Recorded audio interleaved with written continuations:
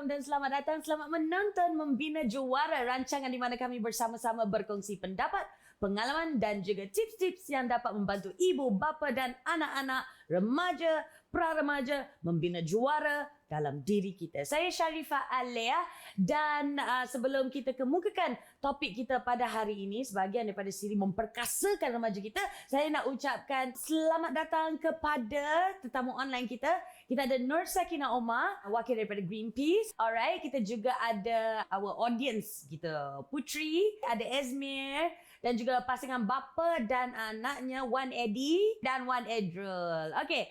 Topik minggu ini seperti yang saya katakan tadi adalah sebahagian daripada siri memperkasakan remaja kita, dan topik episod kali ini kita nak fokus kepada perubahan iklim atau climate change. Saya pasti ramai anak muda Malaysia pernah dengar nama Greta Thunberg. Harap-harap saya sebut betul lah ya. Greta Thunberg, remaja Sweden yang berjaya menarik perhatian manusia paling berkuasa di dunia kepada kesedaran perubahan iklim. Bulan September 2019, Greta telah menjadi inspirasi sebuah gerakan protes antarabangsa di mana sebanyak hampir 8 juta orang daripada 150 negara telah pun menyuarakan ketidakpuasan hati terhadap perubahan iklim.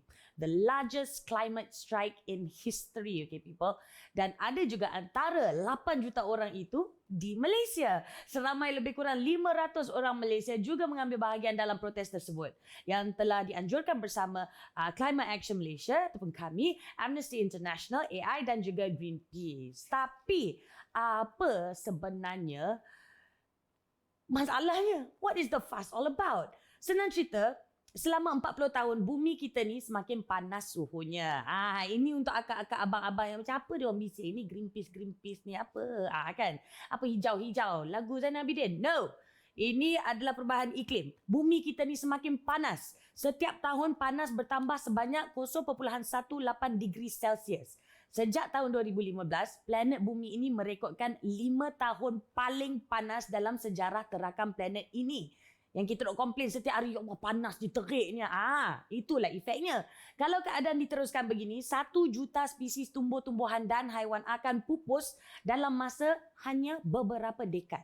Kalau manusia tidak melakukan sesuatu untuk menurunkan suhu planet bumi ini, kesan pada planet, tumbuhan, haiwan dan manusia akan semakin buruk. Sebuah survei yang telah dijalankan UNDP, UNICEF dan Eco-Nights baru-baru ini mendapati 9 daripada 10 belia di Malaysia pernah mengalami kesan sampingan berpunca dari perubahan iklim dalam masa 3 tahun ini. Juga didapati 92% anak muda percaya bahawa perubahan iklim ini sesuatu krisis. It is a crisis. Okey, bagaimanapun keadaan realitinya adalah walaupun anak muda dan belia Malaysia sedar akan kesan-kesan perubahan iklim ini, majoriti belia dan remaja Malaysia masih tidak tahu nak buat apa. How do we help? Macam mana nak ambil tindakan membantu keadaan sebelum menjadi lebih teruk? Boleh je cakap, boleh je tweet, tapi macam mana nak buat something, you know? Do something. What can we do? Ayo, hari ini kita bincangkan cara-cara membantu dan membina juara yang menyayangi, yang mencintakan iklim bumi ini. Okey, bersama saya hari ini di studio Membina Juara untuk mengupas isu ini, panel khas Dr. Yasmin Rashid. Dr. Yasmin adalah Presiden dan Pengasas Eco-Nights, sebuah organisasi bukan kerajaan yang fokus pada memperkasakan semangat hidup secara lestari ataupun living sustainably. Juga memperkasakan anak muda berjuang demi climate action. So, hello Dr. Yasmin. Hi Alia. Thank you for being with us today. Terima kasih banyak-banyak. Dalam 16 tahun wow, 16 tahun dah Eco-Nights kan? Well done. So dalam 16 tahun Eco-Nights ini wujud, ada perasan tak lebih ramai remaja yang makin lama makin nak tolong, nak bantu, nak buat sesuatu? Sebenarnya saya dah membuat observasi sejak I think maybe the last 10 years. Penglibatan belia melalui internship ataupun program sukarelawan di Eco-Nights makin meningkat.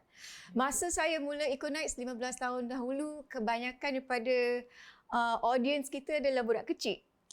Sebab anak saya pun time tu I think 3 tahun. Right, So kita buat banyak program berkaitan dengan pendidikan alam sekitar, khasnya untuk below 8 years old, below 7 years old. Kanak-kanak lah. Yeah, but anak saya dah membesar, sekarang dia dah 19 tahun dan saya rasa evolusi Economics ni seakan-akan evolusi dia sebagai seorang belia. Dan saya pun pivot banyak program saya dan membuat program khas yang kebanyakannya ditujukan khas untuk pelibatan belia lah.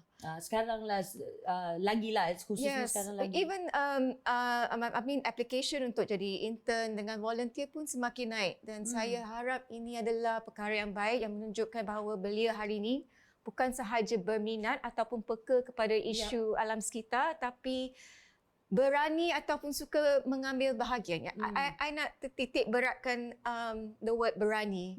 Sebab dari segi pengetahuan, pendidikan, kita semua dengan internet ni semua setiap hari kita boleh dapat pengetahuan kan. But there's a big difference bila kita keluar daripada comfort zone kita dan ataupun you have your mission cakap apa yang kat luar, what I know, apa yang boleh pompong saya ni, apa di luar, apa yang saya boleh buat, how can I contribute juga. And I think that's the titik permulaan untuk belia di mana dia boleh menggunakan pengetahuan ataupun awareness dia untuk something practical. So melalui volunteering di dalam NGO ataupun sukarelawan dengan Greenpeace dan sebagainya, ataupun kadang-kadang buat program kat sekolah je, simple je. That's fantastic sebenarnya kan. Economics technically started off like that lah juga kan. Alright. Okay, so Economics played a role in developing the NYCC survey yang kita sebut-sebutkan tadi. Jadi boleh tak kalau Dr. kongsi sedikitlah apa yang didapati daripada survey tersebut dan kenapa agaknya macam doktor cakap tadi, kita ada kesedaran. Zaman sekarang, belia sekarang memang ada kesedaran. Prihatin tu pun ada. Tapi kurang action. Action dia kurang. Adakah kerana mereka tak tahu nak pergi apa, mereka tak tahu nak buat apa, dan macam mana Economics boleh bantu mereka memenuhkan misi mereka itu. So kajian selidik, hasil daripada kajian selidik yang Alia share tadi itu adalah daripada projek belia kita, projek Vocal. I think it stands for Voice for Climate Action Leaders. Program ni bertujuan untuk membina ciri-ciri leadership di dalam mengatasi isu climate change. Dan hasil daripada kajian menunjukkan 2 perkara yang penting. Nombor 1, lebih daripada 90% daripada belia yang kita temukan memang yang mereka berasa yang climate change ni adalah isu yang real dan serius dan perlu ditangani. The other main fact from the result was that about 60%, lebih kurang 62% daripada mereka rasa gelisah, risau. Sekiranya tidak apa dibuat terhadap isu tersebut. Dan data tu memberitahu saya lah yang it has come to a psychological stress issue already. Yang it's not like kita tahu isu tu dan kita risau, then right now we're actually reflecting on kita punya masa depan. So saya rasa ramai belia dengan pelbagai jenis maklumat yang sedia ada mengenai perubahan iklim, mereka sedang memikir apakah impak terhadap masa depan saya. Dari segi kerja, kualiti hidup, sebab kita lihat cuaca makin panas dan kita ada krisis makanan, ada food shortage dan krisis natural jerebu resources, dan isu-isu ni masa saya kecil tak pernah pun saya dengar. Sama. Tak ada pun masalah plastik. Sebab time saya, kita tak minum dengan plastik. Kita minum kalau kat pasar malam dengan gelas je. Habis letak kat situ. But that transition, kita dah ke consumerism, there's more population today. Dan unfortunately makin dadaklah perubahan iklim ni. Dan jadi boleh tak kalau kita katakan adalah sesuatu yang bagus sebenarnya yang peratusan remaja yang risau, yang menunjuk mereka prihatin, mereka sedar bahawa ini adalah satu krisis dan diorang risau, maknanya dengan kerisauan itu mereka akan mencari jalan untuk memperbaiki situasi. Adakah itu berita yang baik? Ya, kesan spirit itu ada yang baik tinggi. sebab saya rasa itulah motivasi yang memberi Greta Thunberg satu Yes. inspirasi untuk membuat protes tersebut. Dan saya rasa kalau lebih lagi belia yang bermotivasi untuk take that first step and take the action, insyaAllah kita boleh melihatlah positive impact kepada alam sekitar kita. Okey, kalau kita nak berterus terang lah, bab perubahan iklim ni saya lebih senyap. Saya tak berapa nak pandai, saya tak berapa nak tahu dan saya tak berapa nak menyuarakan. Tapi bila saya tengok, contohnya kalau di Twitter lah, paling senang di Twitter, ramai anak belia yang bising dan menyuarakan ini tidak patut, pembalakan ini all these things, and they're fighting for that. Tapi tetap sekumpulan yang kecil kalau dibandingkan dengan satu Malaysia. Betul. So that means that we are not yet able to act decisively. Maksudnya kita belum tahu apa yang kita harus lakukan dan macam mana kita patut apa yang kita patut rasakan. Ya. You know? Tapi ada juga perbezaan dengan bising dengan sesuatu isu dan tahu macam mana menunjukkan tenaga tu untuk membuat sesuatu untuk menangani isu tersebut. Right. You can be just typing about it, but if that's all, then tak guna juga kan. Right. So okay, daripada kongsi gambar, raising awareness, how do we physically act at home? Really? I mean, sesenang itu. I think a lot of what I do today is not rocket science. Saya selalu saran kepada kedua anak saya, seorang 19 tahun, seorang 12 tahun. Dan saya tak pernah pun nak fokuskan kepada naratif selamatkan alam sekitar. Ini semua adalah nilai di rumah. Contohnya setiap Sabtu, anak bongsu saya yang 12 tahun tu akan tahu chores dia, tugas rumah dia adalah go through that recycling bin and separate all the recycling. So they all grew up with that. Dan saya rasa kalau nak membina seorang belia yang boleh membawa perubahan yang positif, tak kisahlah alam sekitar ke tak, pendidikan di rumah sangat penting. Right. Dan I hope monkey see, monkey do. Maybe sebab saya dengan suami saya pun banyak menggalakkan mereka membuat tersebut. Kita pun banyak volunteer, macam contoh esok kita dah buat plogging pukul 7 pagi. What's plogging? Plogging, picking up trash while jogging. Learn something new every day, okay. Weekends and saya rasa mereka bertuah sebab dari kecil, dari 3 tahun dah ikut mak kan.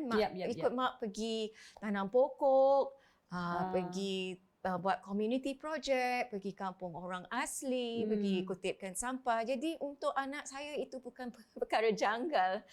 In fact, it's like what we do on a weekend. Okay. Dan saya bila melihat cara diorang reaksi mereka, emosi mereka, bila mereka dapat melihat perbezaan antara hidup saya dengan hidup seorang kampung orang asli, appreciation mereka, saya haraplah kalau saya tak dapat menukar cara belia memberi perubahan positif kepada alam sekitar, kalau dapat ubah 2 ekor ni pun dah cukup dah. Because it starts from there. Yeah, it's true.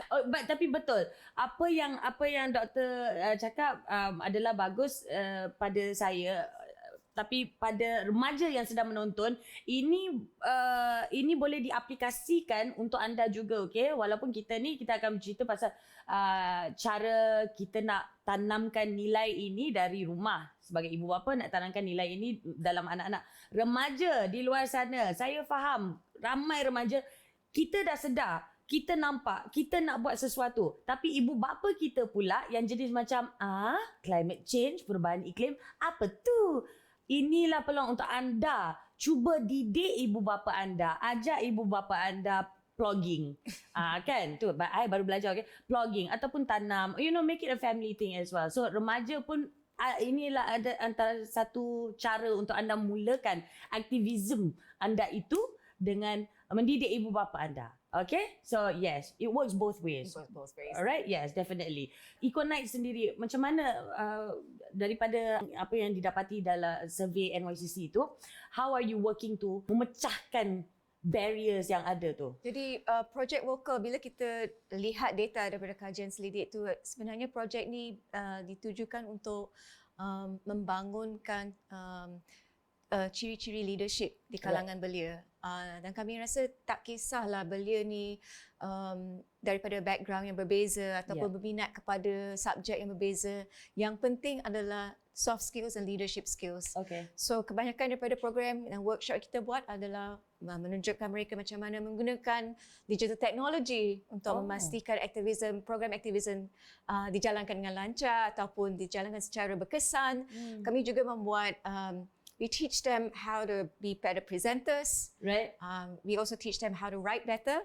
So that you can convince either if you want to convince your parents ke ataupun nak convince cikgu sekolah ke ataupun nak convince boss ke. There are different approaches to do that. Jadi most of the programs is really about I guess memperkasakan belia untuk lebih berani. Lebih berani bersuara. lebih confident. Yeah. Mempunyai minda yang I guess yang boleh implementkan proses yang betul, kan? Kenal mengenali stakeholder kita, messaging yang tepat. Jadi saya rasa it's very applicable kepada semua belia sekarang sebab saya rasa tengok belia sekarang akseskan teknologi tak ada masalah. Kebanyakan ramai daripada kita dan manipulation of technology pun sangat-sangat bagus. So the question is, do they know how to use the right tools to make the right change? Okay, that goes back to you can scream and shout on social media and everything, but then if you don't know what to do with the power that you have, pun boleh tersasar juga. So Econaut is basically focuses on that lah. Mengajar cara menggunakan apa yang ada demi kebaikan dan demi menambah baikkan aktivism.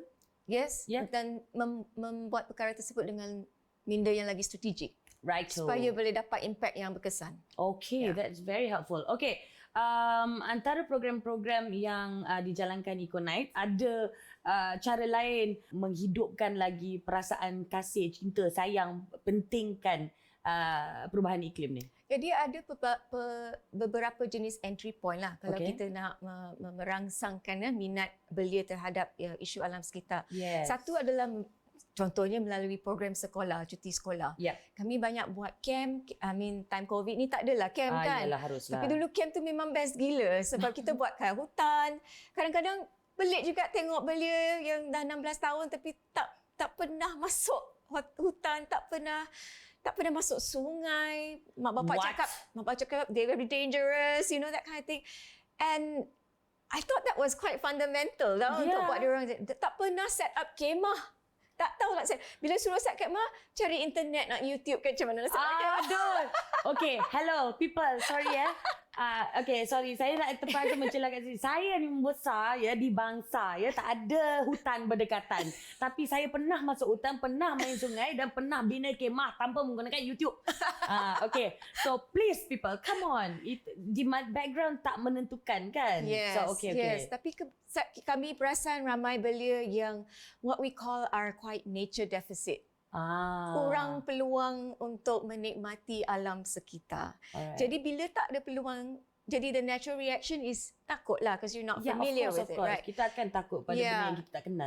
Jadi salah satu program yang saya suka sangat tengok reaksi belia-belia ni adalah program Nights of Nature. It's a 5-night 4-day camping. Diorang dapat bergaul dengan orang asli, dapat start their own fire, and we have all sorts of speakers to really teach them about sustainability. And then for the older ones, kalau university student, kita ada banyak program yang fokus very issue specific lah sebab bila dah kat universiti dah belajar banyak kan. Jadi sometimes it's about food security ataupun kita buat webinar dan sebagainya. Tapi saya rasa the game changer adalah melalui sukarelawan lah, program sukarelawan dan internship lah sebab time tu belia pun dah agak matang kan. Dan dah banyak information. And I rasa that is that tipping point where we want to challenge them based on what you know. How do you then apply it? Is it about designing a program? Is it about putting that good message on social media? I mean, the youth are amazing. They're so creative. Itu yang saya jealous. Bila tengok belia ni kan, kadang-kadang I'm just amazed at how a 23-year-old or 19-year-old can come to our organization, volunteer, and come up with such ideas and faham? And I get inspired bila tengok their outcome, and I was like, I actually have a lot more to learn from Belia, to be honest. Dan kita ada sebenarnya banyak lagi yang kita akan bincang bersama dengan Dr. Yasmin mengenai topik hari ini. Jangan lupa tetamu online kita pun ada lagi, okey? Jadi jangan ke mana-mana, kita berehat seketika, kembali bersama Membina Juara.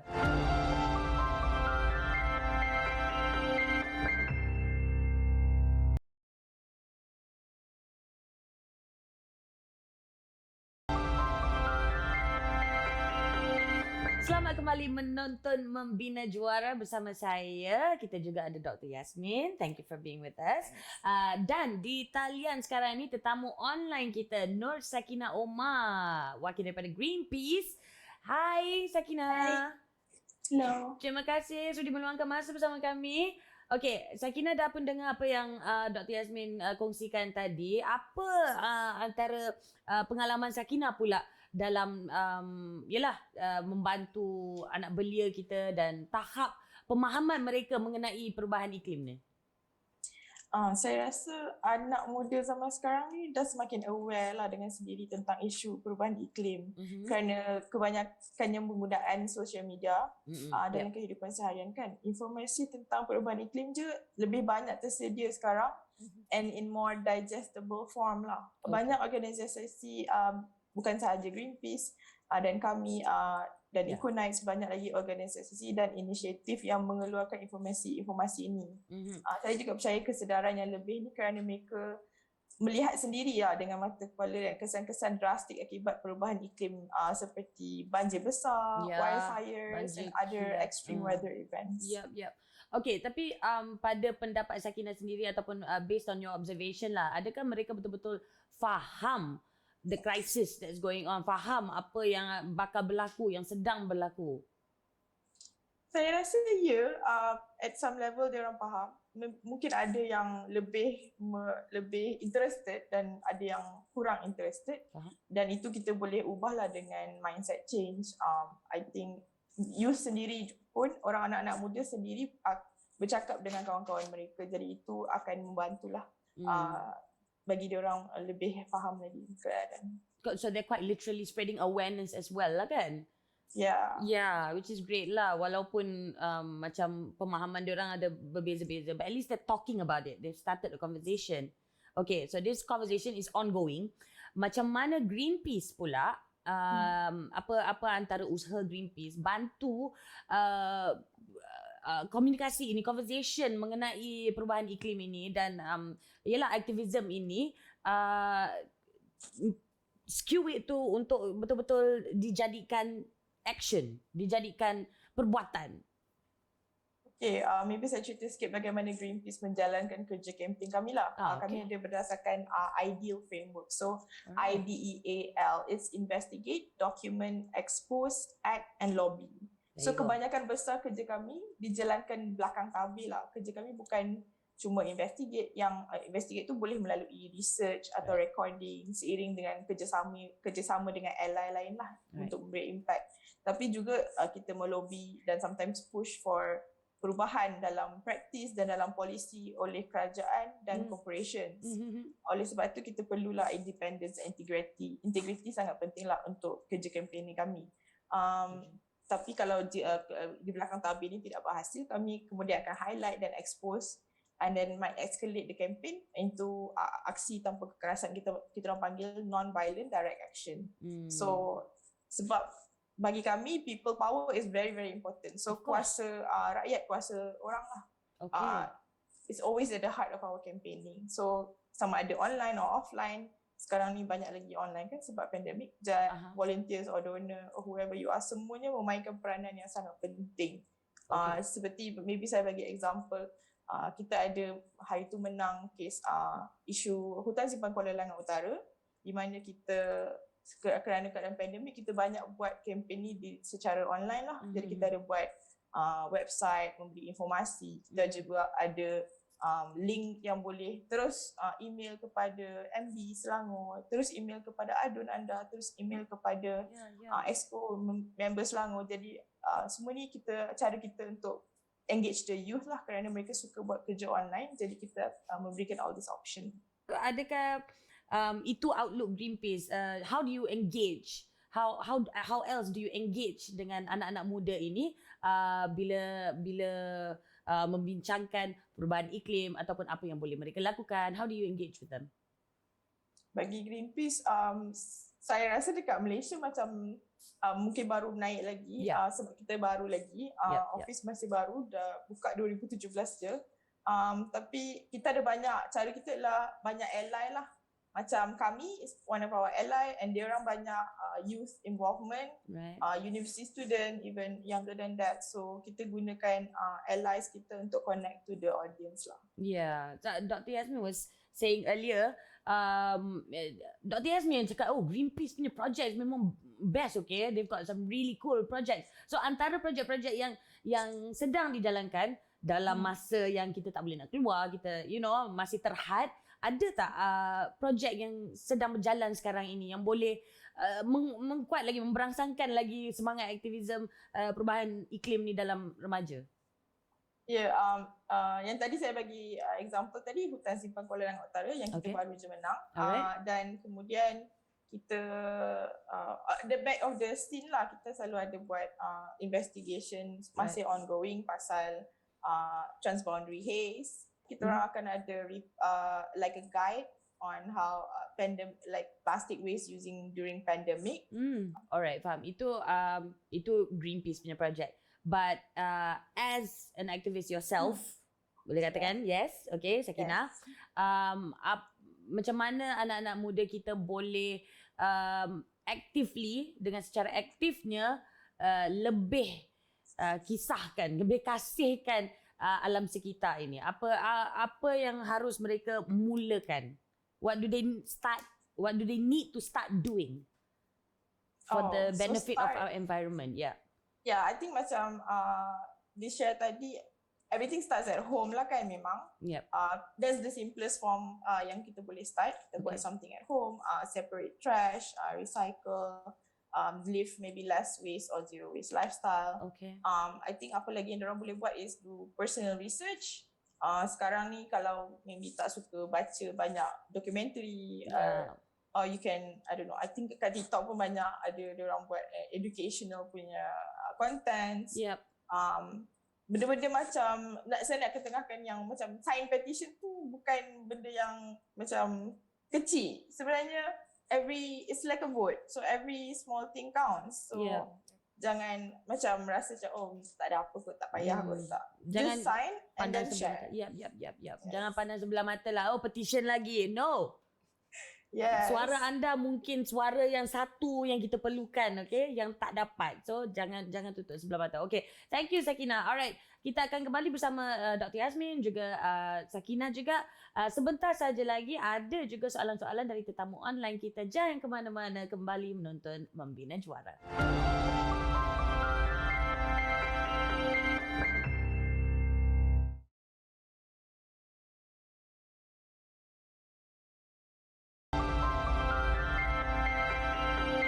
Selamat kembali menonton Membina Juara. Topik hari ini sangat menarik, okey.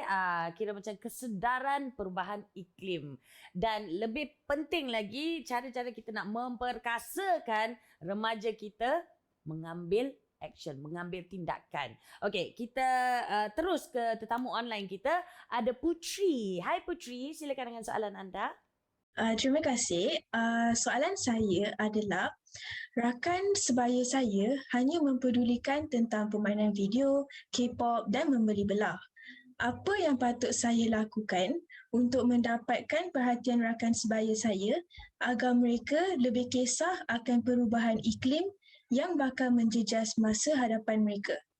Sebenarnya kan Putri, soalan Putri tu saya dah banyak kali mendengar. Dapat soalan yang sama repeatedly. Kebanyakannya datang daripada intern ataupun volunteer kepada di dalam Eco Nights. Dan jawapan saya adalah, jangan kisah mengenai peers dulu. Saya rasa kadang-kadang kita kena lagi confident dengan apa yang kita passionate mengenai climate change. Dan lead by action. Try not to be too pushy. Try not to be pushy, but make it more fun. Some of the things yang mungkin kita kalau berkaitan dengan online game, K-pop, mungkin kita boleh berkaitan dengan penggunaan tenaga, contohnya. Kan? Dah habis main online game, switch off lah. Plug it out because electricity is still being used, right? Shopping, either online or physically, penggunaan plastik. Betul tak? Plastic bag dan sebagainya. Jadi some of these things can be just very fun conversation. Yang penting sekali Putri, yang Putri pun buat sedemikian. Sebab kalau Putri bercita-cita nak menukar minda kawan-kawan Putri, mereka pun sedang memerhati Putri. Yes. Ya? Jadi walk the talk. Yes. Kalau tak kita jadi hipokrit, betul tak? Betul. Betul. Betul Putri? Betul? Setuju? Yes. Okay, so kira lead by example. Betul juga kan Putri. Member kan, kalau kawan kita bebel macam mana pun, kalau dia tengok kau pun pakai plastik, habis. Dah habis.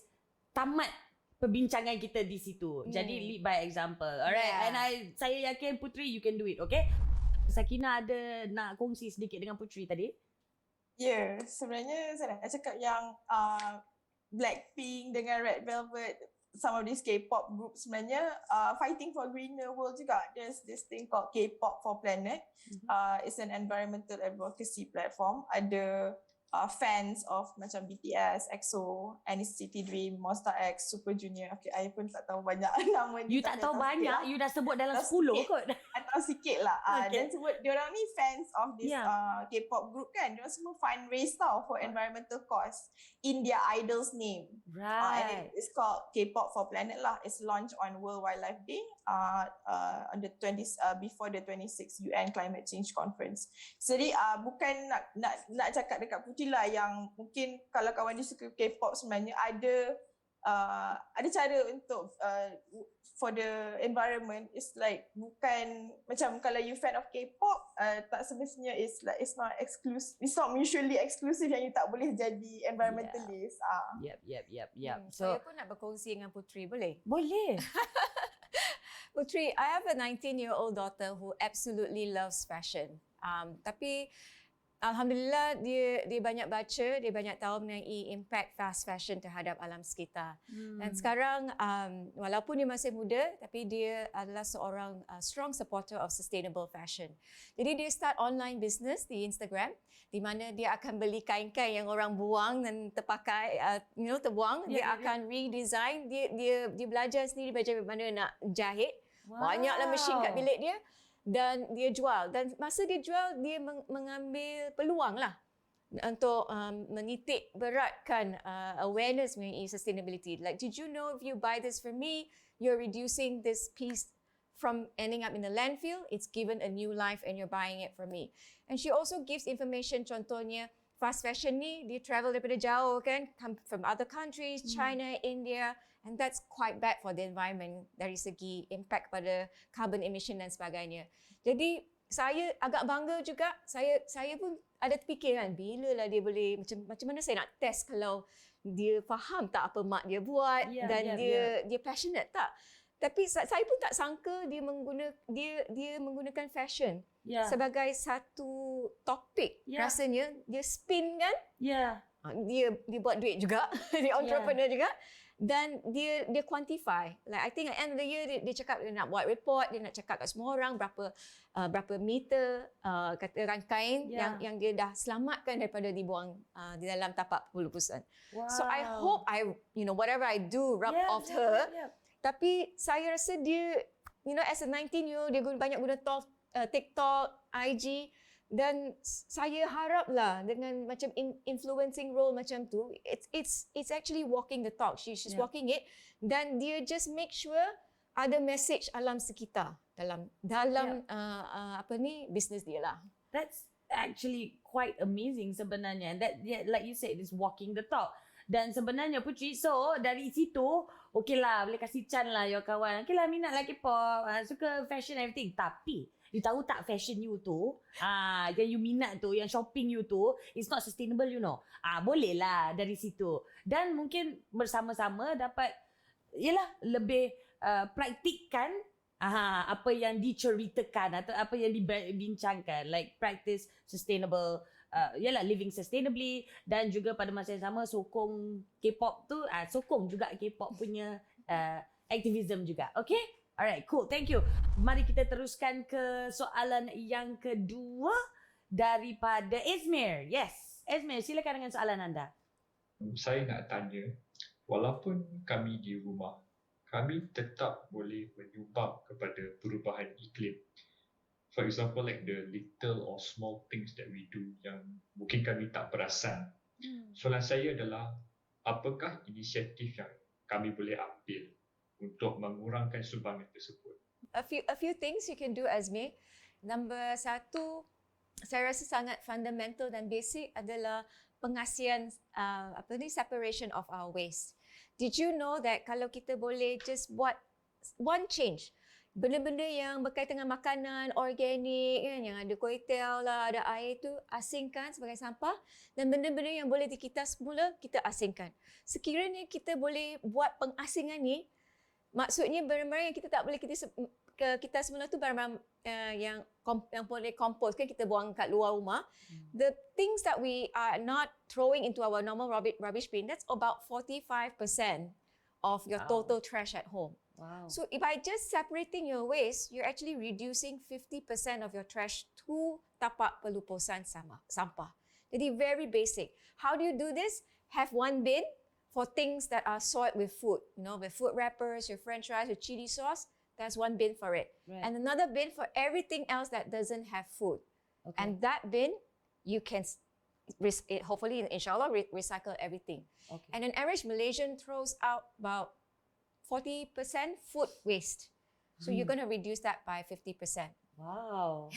By 50%. By 50%. So banyak sampah yang pergi tapak pelupusan sampah ni actually sisa-sisa makanan. Aduh. Yeah. So sebenarnya Izmi, soalan awak sangat ngam lah sebenarnya, sebab dengan perkara kecil-kecil yang kita buat ni dapat mengurangkan sebanyak 50% hasil pembuangan setiap rumah ya. Oh my goodness, that is a lot. Tu. Okay. Saya nak tanya Sakinah lah, okay? Kalau kita ada Izmi macam ni kan, soalan-soalan dia yes, I love it. Dia memang kena dan dia memang patut dipraktikkan. Dan contohnya, kalau misal kata dia nak kongsikan cara hidup yang baru ini, yang we start at home, or this is his way of activism, of showing activism and being part of it, macam mana dia nak luaskan message ini online lah, contohnya?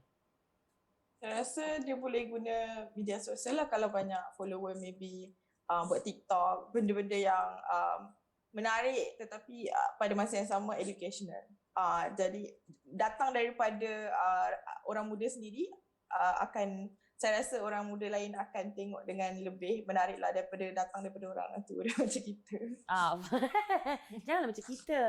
I tak mengaku. Okay, saya ada soalan tambahan, okay, untuk bagi pihak zaman I sama sebaya dengan Izmir ni. Kita kadang-kadang rakan sebaya tu tidaklah sampai masalah, tidaklah sebegitu bermasalah kalau dibandingkan dengan generasi sebelum kita. Ibu, bapa, sampai kering tekak nak cakap we have to recycle, this is what we're gonna do, this is what we're gonna do. Alah, sama je lah, campak je lah. How do we go about spreading the message to that generation yang masih lagi relevan ya? Mereka masih lagi menyumbang kepada segala waste. Tapi tak nak dengar cakap. Macam mana tu? Bagi saya, bagi yang saya ingat, bila saya kecil dululah, saya rasa ibu bapa saya yang lebih banyak instilkan benda-benda macam ni, macam kumpul surat khabar lama dan hantar kepada recycler. Saya rasakan perubahan, kebanyakan daripada perubahan like attitude semua ni kerana hidup kita lebih more convenient lah dengan plastik.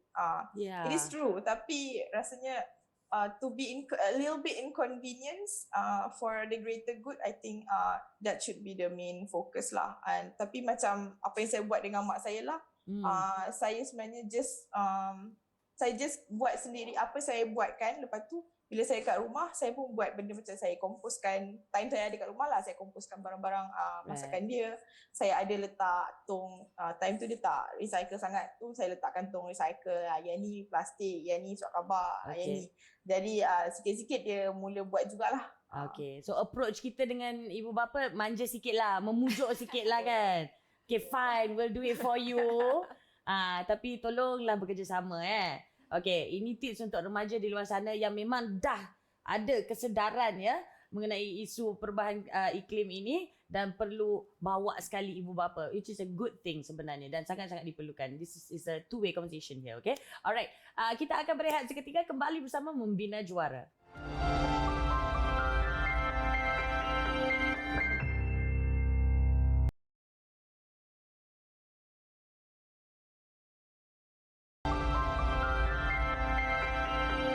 Selamat kembali menonton Membina Juara. Alright, kita akan teruskan ke Wan Edi dan juga Wan Edrol. Pasangan bapa dan juga anak yang ada soalan untuk doktor dan mungkin juga Sakina. Silakan. Baik, Abah. Kami ada 2 soalan. Okay. Soalan pertama, perlukah kesedaran mengenai perubahan iklim bermula di peringkat sekolah rendah? Okay, soalan kedua, apakah cara logik bagi ibu bapa untuk menanamkan kesedaran mengenai perubahan iklim? Soalan yang pertama pada Dr. Yasmin. Ya, sangat perlu. Tapi cara kita mungkin mencari metodologi kan untuk meningkatkan kesedaran tu mungkin berbeza lah dengan budak yang di sekolah rendah dengan budak di sekolah menengah kan. Jadi di rumah saya kita banyak guna filem. Animation, YouTube, games. Untuk make it fun. I mean, untuk perubahan iklim tak bolehlah jadi topik yang boring kan.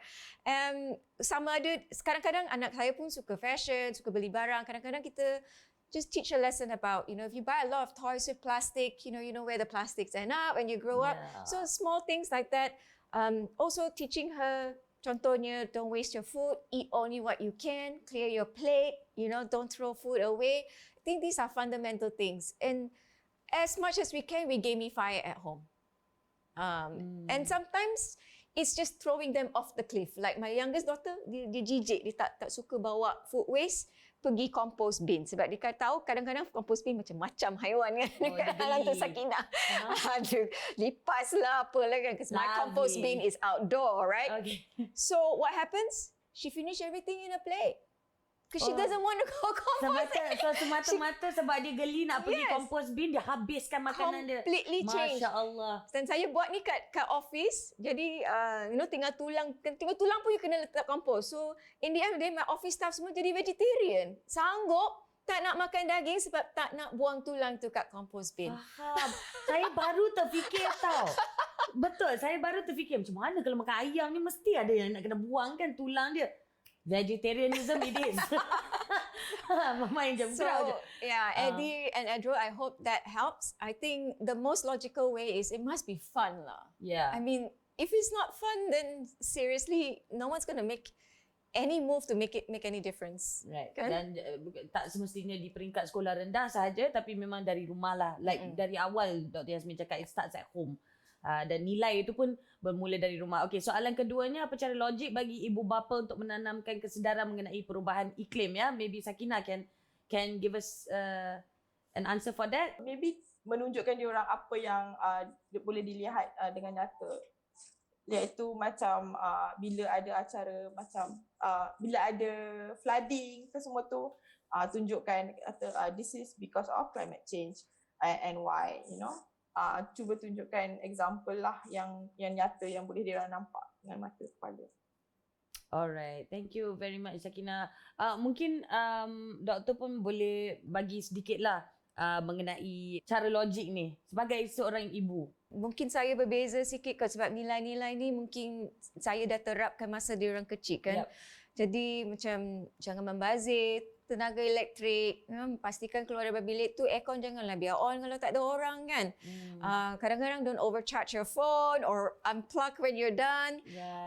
Tapi saya rasa bila saya dapat menerapkan kesedaran ni kepada anak-anak kecil saya, mak mertua pula yang macam terikut-ikut. Bila dia tengok cucu-cucu dia buat, dia macam, kenapa buat ni? Mak suruh buat apa kan? Recycle. So, lama-lama tengok my mother-in-law pula macam very supportive. Dan bila saya tengok balik tabiat anak-anak saya kan, bila adults is encouraging, it actually motivates them to do more. I pernah dengar cara dia cakap dengan Wan dia, Wan kita recycle kat rumah sebab macam ni. Macam best gila boleh see that intergeneral conversation happening kan. That's the thing. It keeps the conversation going. Dari remaja tu yang sepanjang-panjang episod ni saya tetap ingatkan remaja yang memang dah ada kesedaran, confirm tak semua dalam keluarganya sama tahap kesedarannya. So this is not an episode, this is not a topic just for ibu bapa yang ingin mengajar remaja, tapi juga pada remaja yang ingin mengajar adik-adik, yang ingin mengajar ibu bapa, dan wannya kan, atuk neneknya pun sebab ini adalah perubahan iklim. Kita semua kongsi satu bumi ini. Kita semua bertanggungjawab, tak kira usia. Okay? So mari kita teruskan penyebaran kesedaran itu ya kawan-kawan, tak kira usia juga. Alright lah. Sekarang ini kita nampak gaya macam makin lama makin makin dah kehabisan masa. Sedar tak sedar, okey? Tapi sebelum itu nak juga tanyalah tempat-tempat ataupun di mana kami boleh pergi untuk contribute and also to spread awareness juga. Mungkin Sakinah boleh kongsi kalau kita teringin nak mengambil bahagian dalam aktivism ataupun just to contribute our energy some way dalam this mission ni. Untuk Greenpeace anda boleh pergi ke website kami lah, greenpeace.org/Malaysia. Boleh sign up untuk jadi volunteer ataupun jika ada kempen-kempen yang sedang berjalan, kita akan ada page information dekat situ. Macam yang saya cakap tadi pasal hutan Simbah Kuala Langat, bila kempen tu tengah berjalan, ada website dia, ada link dia macam mana anda boleh take action. Dan jadi saya rasa tapi macam grup lain pun ada important jugalah. Jadi maybe media sosial juga sangat important. Kita pun selalu update juga di situ apa yang anda boleh buat. Mungkin ada breaking news ke apa ke tentang environmental kat situ lah. Alright, so you don't necessarily have to be a part of one particular group. You can always take action lah. Yes. Okay, fantastic. Thank you Sakinah. Doktor, maybe you can... Sebenarnya terdapat berbagai jenis organisasi di Malaysia yang belia boleh mengambil bahagian sama ada sebagai sukarelawan ke ataupun intern kan terpulang, dan mak bapak pun boleh melibatkan diri juga. Kalau sekali kan lagi seronok. So selain daripada Eco-Nights dan Greenpeace, ada My Hutan, kami, Kuasa Perak, Malaysian Youth Delegate, MYD, mungkin kepada belia yang suka isu-isu policy, advocacy dari segi governance kan, legislation dan sebagainya lah. Jadi saya rasa the kind of organisation kat luar tu banyak dan sedang membangun, not short of organisation. Cuma kita memerlukan lagi lebih banyak penglibatan belia. Jadi pergi ke social media mereka, pergi ke website mereka, dan kebanyakan daripada NGO ataupun organisasi tersebut dah ada banyak jenis resources dah kat website je kalau nak baca kan. Tapi kalau nak short one, animation semua, pergilah kat TikTok dia orang sebab semua NGO pun dah ada TikTok, ada IG dan sebagainya. So for fast and quick information ada the IGs and the TikToks. Tapi kalau perlukan tempat untuk sign up, okay, I'm enough. I dah penat dah fikir, I dah penat dah type, I dah penat, I nak buat something, I nak tunjukkan support, I nak take action now. Boleh ke laman web banyak-banyak seperti yang doktor katakan tadi, macam-macam organisasi, macam-macam resources. Hanya memerlukan penglibatan sekarang ini, okay? So belia di luar sana, anak remaja di luar sana, bawa sekali mak bapak, bawa sekali atuk nenek, jom kita join sama-sama, let's take action and let's look after our planet lah, please lah. Climate change is real people and it is a crisis, okay? Untuk dapatkan lebih maklumat mengenai apa yang telah pun dikongsikan dalam episod ini, kalau anda terlepas di sana, don't worry, anda boleh layari laman web, laman sosial kami juga yang tertera di bawah sini. Like, share, follow, spread the awareness juga. Terima kasih banyak-banyak. InsyaAllah kita akan jumpa di episod yang akan datang. Saya nak mengucapkan terima kasih pada Dr. Yasmin from Eco-Nights dan juga Sakinah from Greenpeace, juga kepada Encik Wan Eddie dan Wan Edrul, Izmir dan juga Putri. Terima kasih kerana sudi bersama kami. Kita jumpa di episod yang akan datang. Saya Sharifah Alea. Ini Membina Juara. Assalamualaikum. Bye.